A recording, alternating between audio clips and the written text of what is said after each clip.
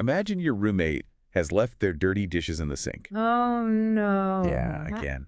Like for the 5th day in a row. That is the worst. It is. And so you walk into the kitchen, right? You see the crusted oatmeal bowl just sitting there. Crusted oatmeal is impossible to wash, too. Literally cement. So you're looking at this bowl, and you basically have two choices. You can state a neutral fact, right? Like you always leave your dishes here. Right. Or you can essentially declare war and say you are always leaving your dishes here. That second one definitely has a different ring to it. It really does. And that is exactly what we are unpacking today. We're getting into the subtle, beautifully passive-aggressive machinery of English grammar. It's a great topic. Welcome to the Deep Dive, everyone. Today we are taking a deep dive into the language of annoyance. We've got a fantastic stack of ESL curriculum sources today. Stuff from iInstitute, LangGeek, English with Harry. Really solid materials. Yeah. And our mission today is to help you, the listener, master the exact grammatical formula for complaining in English. Because it's a universally recognizable feeling, isn't it? Oh, absolutely. Staring at that oatmeal bowl and just feeling your blood pressure spike. Totally. But what is really fascinating to me, as someone who spends a lot of time analyzing linguistic data, is how precisely the English language actually encodes that specific blood pressure spike. Right? Because we often think of grammar as just, I don't know, the scaffolding of communication. Like it's just a set of dry rules to convey information. Like math, almost. Exactly, like math. But looking through the curriculum data we pulled for this deep dive, it becomes incredibly apparent that grammar is actually a deeply psychological tool. Yeah, it's not just about what you say, it's the architectural blueprint of how you build the sentence, right? To deliver maximum emotional impact. Yes, maximum impact. Because if you want to master the art of the English complaint, you don't necessarily need a wider vocabulary of insults, you don't need to learn a bunch of new swear words. Though those can help sometimes. Sure. But really, you just need to understand the mechanics of verb tenses. We're going to look at how shifting a single tiny structural element can completely transform you from an objective observer into someone who is, like, profoundly irritated. Because language is rarely just a sterile exchange of facts. I mean, we are inherently emotional creatures. Right. And when someone's habits begin to grate on our nerves, we don't just want them to know what they did, we want them to feel it. We want them to feel our exhaustion. Exactly. We want them to feel the weight of our exhaustion. And the English language actually provides a very specific, almost mechanical formula to achieve this. Okay, so before we get into the heavy machinery of the complaint itself, let's establish the baseline, because we need something to compare it to. Good idea. Let's look at how we talk about routines when our blood pressure is completely normal. Right, like when you're completely calm. Yeah, exactly. Right. If we are just reporting on reality, the standard mechanism, according to the sources, is the present simple tense. Precisely. The present simple is basically the linguistic equivalent of an on-off switch. An on-off switch. I like that. Yeah, it just tells you the state of reality. She loses her keys, he arrives at 8 a.m., the phone crashes. Just facts. Just facts. There is zero emotional depth to these statements.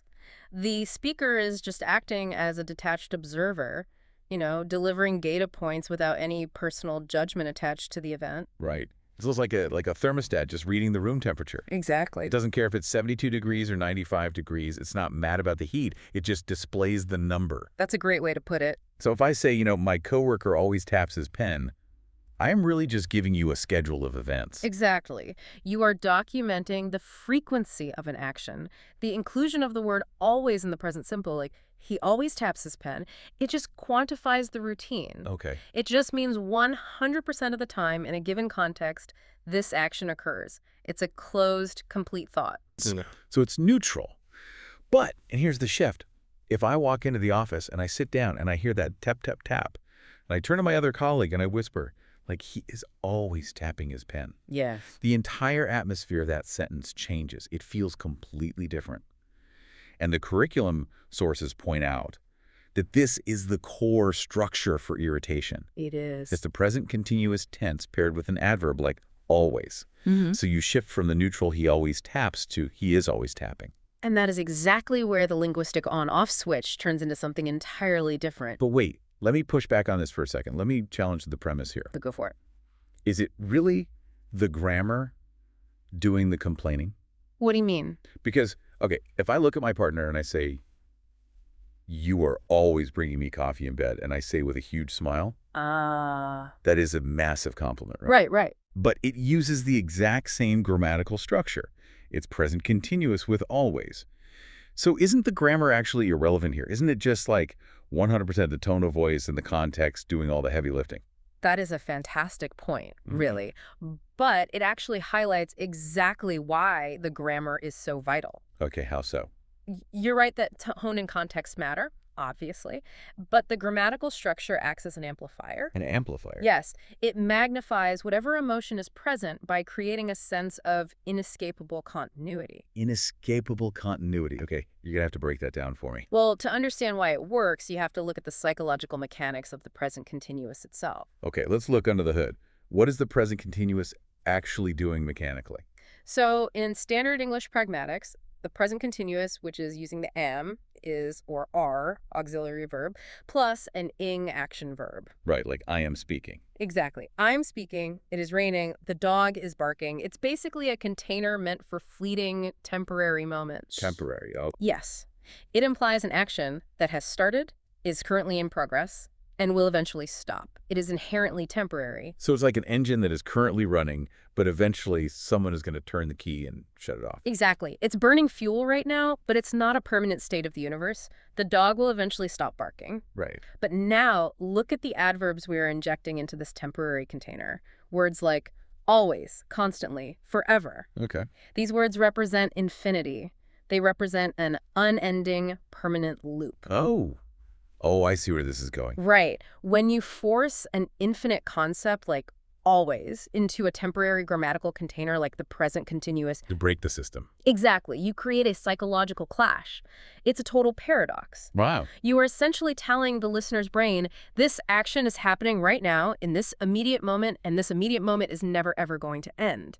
It creates this massive feeling of friction. That makes so much sense. Honestly, it feels claustrophobic. Claustrophobic is the perfect word for it. It really is. And to go back to your coffee example, you are always bringing me coffee. You are using that claustrophobia, but in a positive way. Oh, like I'm happy to be trapped. Exactly. You are saying, I am trapped in an endless loop of your kindness. Wow. Okay. But when applied to an annoying habit like the pen tapping, that exact same claustrophobia is weaponized. So he is always tapping his pen, basically translates to, I am currently trapped in the friction of this moment, and I feel like it will never cease. Yes. The grammar literally traps the listener in the speaker's exhaustion. Okay, that is wild. So the present simple is an on-off switch. He taps his pen, the action starts, the action stops. Right. But the present continuous with always is it's like an engine that is endlessly idling. It's just burning fuel, generating heat and noise, and it never shuts off. That is a brilliant mechanical metaphor, and it is exactly why native English speakers subconsciously reach for this specific structure when they are pushed to their limit. They want the listener to feel the heat of the engine. They do. They want you to feel the engine burning. Okay, let's look at another example from the data, Yeah. because I think this reveals something really fascinating about human behavior, especially regarding technology. Oh, the technology examples are great. Yeah. So if I say my laptop crashes sometimes, that's the on-off switch, right? Neutral reality. Correct. But if I say my laptop is constantly crashing, I am clearly furious. But it's a laptop. Right. It doesn't have habits. It doesn't have a personality. Why on earth are we applying a behavioral complaint structure to a piece of aluminum and silicon? We do this because it provides a psychological release valve. A release valve. Yeah. When we use the present continuous with an adverb of frequency to describe an inanimate object, we are actively anthropomorphizing it. Making it human. Right. We are projecting agency onto a machine. So we're treating the laptop like a misbehaving child. Exactly. Think about the cognitive load of dealing with failing technology. It's exhausting. And if you just accept that a computer crash is just a random hardware failure, You have to accept that the universe is chaotic. yeah, you have to accept that you're out of control. And that is existentially frustrating. So true. But if you assign agency to the laptop, if you frame it as a disobedient entity that is choosing to ruin your presentation. Suddenly I have an enemy. I have a target for my anger. Exactly. That is deeply, deeply relatable. I absolutely talk to my printer like it's a rebellious teenager who is purposely trying to ruin my life. Oh, we all do. I'm like, why are you constantly jamming? Because acknowledging that it's just a mechanical roller issue doesn't feel nearly as satisfying as blaming it for being spiteful. And the grammar facilitates that illusion perfectly. By using the structure meant for human behavioral habits, you elevate a mechanical glitch to a personal grievance. I love that. You are no longer troubleshooting a machine, you are in a conflict with an opponent. Okay, so we understand the psychological engine burning underneath this structure, the claustrophobia, the friction. Yeah. But let's talk about how to actually build the engine properly. Right, because the mechanics matter. Yeah, because if the parts aren't aligned, the engine misfires. Yeah. And obviously, advanced speakers already know basic subject-verb agreements. Sure.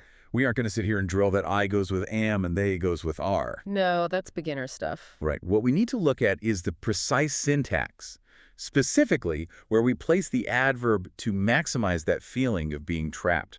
The syntax here is actually rigid for a very specific reason. The adverb, so the always or the constantly, must be placed squarely inside the verb phrase. Inside. Yes, it physically splits the auxiliary verb from the main action verb. Right. And the curriculum materials actually refer to a mnemonic for this, which I think is a great shorthand even for highly fluent speakers when they're analyzing complex sentences. The AIM rule. Yes, Oh. AIM always inside middle. Always inside middle. It's so helpful. The adverb acts as a wedge. So, she is always losing her keys. Okay. The auxiliary is and the participle losing are physically wedged apart by the infinite frequency of the word always. Okay, I want to look at what happens when that engine misfires. Because looking at the typical errors that non-native speakers make actually highlights why the correct structure is so effective. Absolutely. For example, what happens if someone drops the ing from the verb entirely? Like if they say, he is always leave his dirty dishes. Well, when you drop the ing, you strip away that temporary container we discussed earlier, Oh, and the sentence reverts to this broken hybrid. Because leave is a base form, which suggests the static reality of the present simple, but it's preceded by the auxiliary is, which signals the continuous. so it's fighting itself. Exactly. The brain stumbles over the grammatical friction rather than the emotional friction. Sounds like a glitch. Yeah. The claustrophobic magic is totally gone. Yeah. You aren't trapped in an endless loop. You're just trapped in a poorly constructed sentence. Exactly. The listener's attention immediately goes to deciphering the error rather than absorbing your frustration. They're fixing your grammar in their head instead of sympathizing with you. Right. And the exact same thing happens if you misplace the adverb, if you defy that AIM rule. So someone puts the adverb first. Yeah. If someone says, she always is losing her keys, with the adverb front-loaded. She always is losing her keys. Mm-hmm. It feels incredibly clunky. It does. It lacks momentum somehow. It lacks momentum because you haven't trapped the adverb inside the action. By putting always before the verb phrase, you're announcing the frequency before the action even begins. Ooh. But when it's inside the middle, is always losing, the frequency is structurally inseparable from the action itself. The action and the infinity are fused together. That is a phenomenal distinction. It's basically the difference between putting a label on a box and the actual contents of the box. Well, that's a great analogy. Okay, so always is our baseline infinite adverb. It's the standard. But sometimes always just doesn't capture the sheer, unadulterated madness a situation causes you. Sometimes you need more. Right. So let's talk about the pragmatics of escalating the complaint. How do we dial up the intensity? You adjust the semantic weight of the adverb. Okay. Always is highly effective, but it is also a very, very common word. And because of its frequency in daily use, it suffers a bit from semantic satiation. Like it loses its punch. Right, it doesn't hit the ear as forcefully as it could. Mm-hmm. If you are dealing with a medium frequency annoyance, like, say, a coworker talking during a movie. Sure. Always is fine. She is always talking during movies. Exactly, it's standard, it gets the job done. But if the action feels like a continuous, unrelenting assault on your senses. Then you want an adverb that carries more aggressive phonetic and semantic weight. Like what? Constantly is a prime example. You're constantly humming. Wow, yeah. Just saying the word constantly requires more effort. It does. You have those hard consonant clusters, the NST and the NTL. It literally sounds more abrasive than the soft WNS sounds in always. That phonetic abrasiveness mirrors the emotional state perfectly. And furthermore, constantly doesn't just mean 100% of the time in a given scenario. What does it mean? It implies a total lack of intervals. Always allows for breaks, like she always talks during movies implies she isn't talking when the movie is over. Right. But constantly implies zero relief. He is constantly checking his phone. It implies he doesn't even stop to breathe. Exactly. No relief. And then the source is also mentioned using forever, which feels incredibly dramatic to me. Forever is hyperbole used to maximum effect. He is forever losing his keys. Yes, it shifts the complaint from a temporal frustration into an almost mythic, tragic flaw. A tragic flaw. Yeah. You were saying this person's habit is so deeply ingrained it transcends time itself. It's practically Shakespearean. Yeah. He is forever leaving his socks on the coffee table. I just love how English allows us to be so melodramatic over laundry. It's very expressive. Okay, let's move from the theory to the application. Rather than doing like a basic fill-in-the-blank exercise, I want us to look at a real-world scenario, a sort of case study in passive aggression. Oh, I'm ready. I am going to read a text message scenario. And listener, as I read this, I want you to try to mentally fill in the blanks using the rules we just discussed before we reveal the answers. We're going to dissect how the grammar is functioning as a weapon in the wild. Sounds fun. Okay, here's the setup. Imagine you live in an apartment building. Your upstairs neighbor has a dog that barks whenever the mail carrier arrives. It's annoying, but, Yeah. a dog. Sure. However, the neighbor also decides to take up tap dancing at 11:00 p.m. every single night. A nightmare scenario. Right. So you finally snap and you text them. And here's the first scenario for you, listener. You want to complain about the dog.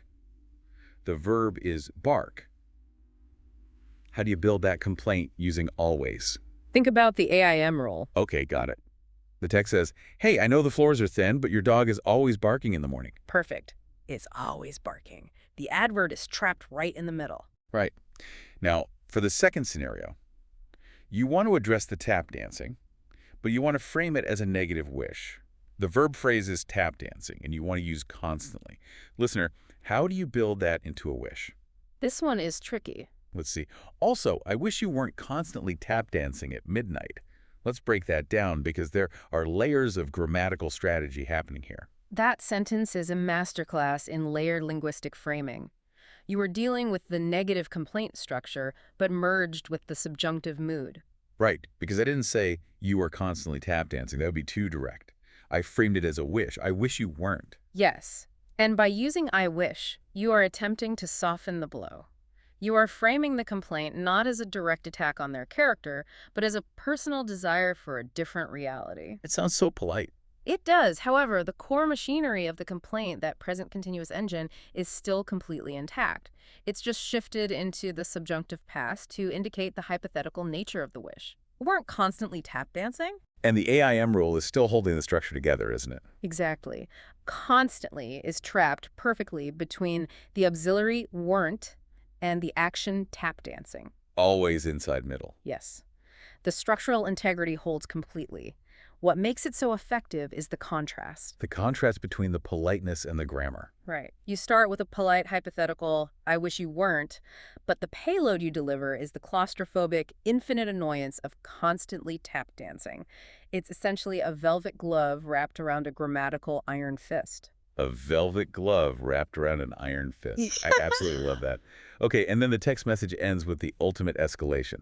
Scenario 3, you want to ask them why they make noise using always and make. Listener, how do you form that question? Think about the word order in The questions. text says, why are you always making so much noise? This is the interrogative form. And this is where the conversation really moves from just complaining into direct confrontation. It is. The interrogative application of this structure is fascinating sociolinguistically because it essentially violates the Grecian maxim of sincerity. Okay, hold on. Remind everyone what the Grecian maxims are, because that's a crucial concept here. Right, so Paul Grice was a philosopher of language who proposed that in normal conversation, we operate on an underlying assumption of cooperation. Okay. And one of his maxims is sincerity, meaning if I ask you a question, the underlying assumption is that I genuinely lack information and I am sincerely seeking an answer from you. I see. But when I text my neighbor, why are you always making so much noise? I don't actually want them to explain their acoustic motivations. Exactly. Like, I don't want to text back saying, well, the tap shoes provide excellent arch support and the dog is territorial. No, you would be furious if they sent that. Yes. Precisely. You do not want an answer. You want compliance. Compliance. By framing the complaint as a question using the always plus verbing structure, you are disguising a command as an inquiry. It's a rhetorical weapon. It absolutely is. It forces the receiver into a defensive posture immediately. If they answer the question literally, like your tap shoe example, they sound ridiculous and oblivious. Right. But if they ignore the question, they are being rude. So the only socially acceptable response is to apologize and stop the behavior. The grammar traps them. Wow. Let's look at the actual syntax of that trap, though. Yeah. Why are you always making so much noise? In a standard question, the word order flips. But does our AIM rule still apply here? It adapts. In interrogatives, the auxiliary verb precedes the subject. So, are you? Right. But the adverb remains stubbornly anchored right before the main action verb. So you have the auxiliary are plus the subject you plus the adverb always plus the verbing making. So the proximity between always and the action is never broken. Never. The infinity stays locked to the behavior. It's always making. It really is a brilliantly engineered system for exerting social pressure. It's incredibly effective. But here is an interesting pivot. We spend a lot of time on how to complain about what people are doing right now in the present. Right. But human beings hold grudges. We don't just get annoyed in the present. We harbor deep, lingering resentments about the past. Oh, we definitely do. So how does this grammatical engine handle history? Seamlessly, actually. The rules we've discussed map perfectly onto the past by simply shifting the auxiliary verb from the present to the past continuous. Oh, so instead of am, is, are. We use was or were. So he was always tapping his pen. They were constantly arguing. Yes, and the psychological clash is identical. You are still placing an infinite adverb inside a temporary container, but you are just pointing the camera backward in time. But this brings up a huge question regarding how we narrate our own histories. Because the curriculum data points out that English has perfectly good, entirely neutral ways to describe past habits. It does. We have markers like used to and would. Like I can say, I used to go swimming every Thursday. Or my grandfather would sit on the porch and smoke a pipe. Those are beautiful, peaceful sentences. They are neutral reflections. Used to and would describe a settled past state. Settled. Yes, they are the historical equivalent of the present simple's on-off switch. They acknowledge that a routine existed, but they carry no emotional baggage regarding the repetition itself. It is a completely closed chapter, a museum exhibit of a past behavior. Okay, so let's put that to the test. If I am telling you a story about an old roommate, and I say, she used to borrow my clothes without asking, versus she was always borrowing my clothes without asking, how does the listener interpret my current emotional state differently? Well, if you say, she used to borrow my clothes, you are communicating that the issue is dead and buried. You survived it, it's over, and you are emotionally detached from the fact. I'm just sharing biographical data. Exactly, just sharing the facts. But if you say, she was always borrowing my clothes, you are signaling that the emotional friction still exists for you.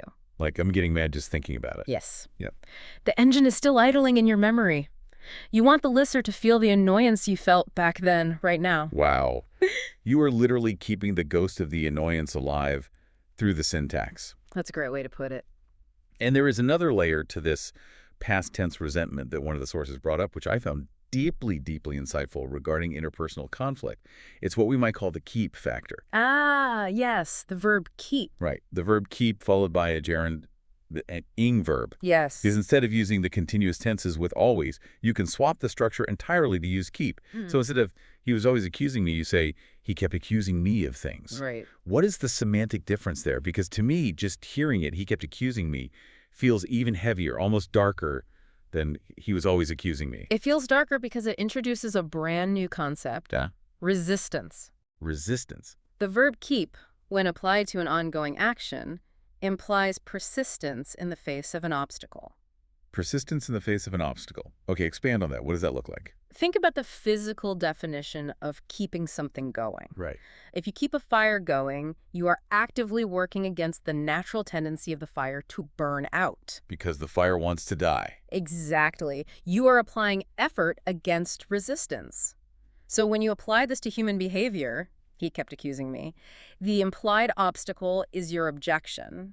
Oh. It suggests that the person performed the action despite you wanting them to stop. It highlights a direct violation of boundaries. That is a profound distinction. Let me make sure I have this right. So I say she was always tapping her pen. It means she's annoying, but maybe she's just oblivious. Like she's just a noisy person and she doesn't realize it. Right, oblivious. But if I say, I asked her to be quiet, but she kept tapping her pen, Yes. that means she heard my request, she completely ignored my boundary, and she actively chose to continue the behavior anyway. Exactly. Always plus continuous describes a maddening environment. Kept plus gerund describes a combative relationship. Combative. Yes. It shows that their action was actively wearing you down over time, defying your will. It is the language of interpersonal friction. This theme of friction in combat leads us perfectly into the final major area we need to explore today. We've looked at the microscopic syntax, the auxiliary verbs, the adverbs, the exact AIM placement. The nuts and bolts. Right. Now, I want to zoom out and look at the macro level. I want to look at the idioms we use. The idioms are fascinating. They really are. Because the way a culture constructs its idioms tells you everything about how that culture views a concept at its core. And English has a very rich, highly specific ecosystem of idioms surrounding the whole concept of habits. According to the curriculum data, English speakers track the life cycle of a habit through a series of very visual metaphors. Let's walk through this life cycle together, starting from the very beginning. Before a habit is even a problem, we acknowledge our vulnerability to them by calling ourselves a creature of habit. Right. Like, I have my coffee at 7 a.m. in the exact same mug while reading the exact same newsletter. I am a creature of habit. It is a fascinating phrase because it completely removes moral culpability. What do you mean? By calling yourself a creature, you are appealing to biology. You are saying, this isn't a rigid, stubborn choice I am making. This is just my animal nature. I seek the comfort of repetition. Oh, I see. It's a defense mechanism against the chaos of spontaneity. Exactly. We are just creatures. We seek the comfort of the loop, and when we actively try to create a brand new loop, we use the phrase get into the habit. Like, I'm trying to get into the habit of stretching before bed. Right. It sounds so pleasant, doesn't it? Like slipping into a warm bath. It really does. It implies a gentle acclimatization. You are gradually aligning your behavior with a new routine until it becomes automatic. But the vocabulary changes violently when the habit is negative. It gets aggressive fast. It really does.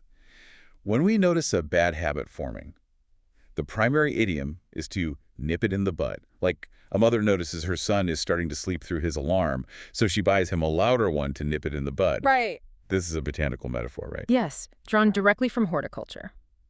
If you have a plant that is growing a diseased or unwanted bud, you snip it off. You nip it before it can bloom into a full flower or produce fruit. It's the idea of preventative destruction. Yeah. You are killing the behavior while it is still small and weak. Precisely, because if you wait, If you let the roots grow deep, you end up facing the next idiom in the life cycle.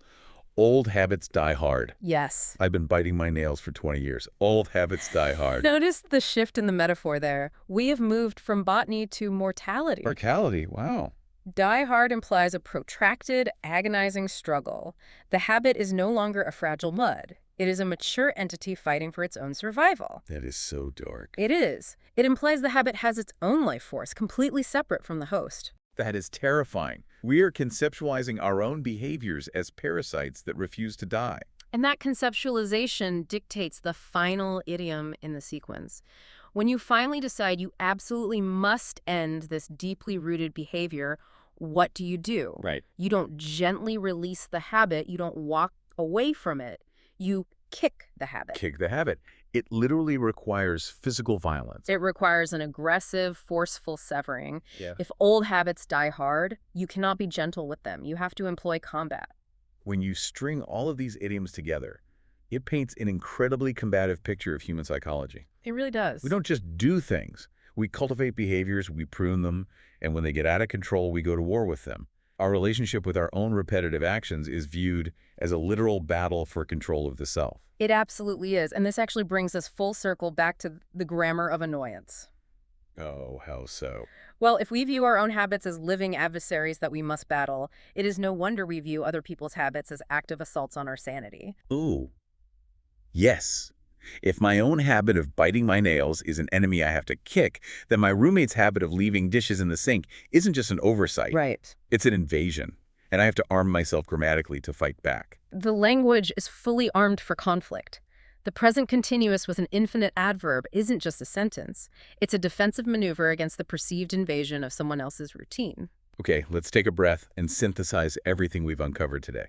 Because this has been a massive journey from the microscopic placement of adverbs to the macroscopic philosophy of how we view human behavior. It's a lot to process. It is. So, listener, if you want to wield the English language with precision the next time someone pushes you to your absolute limit, remember the mechanics of the engine you're building. Number one, recognize the baseline. Exactly. The present simple tense, he leaves his dishes, is your on-off switch. It is a neutral report of reality. Use it when you are maintaining your emotional distance. Number two, when you need them to feel your exhaustion, switch to the present continuous. Yes. Create that psychological paradox.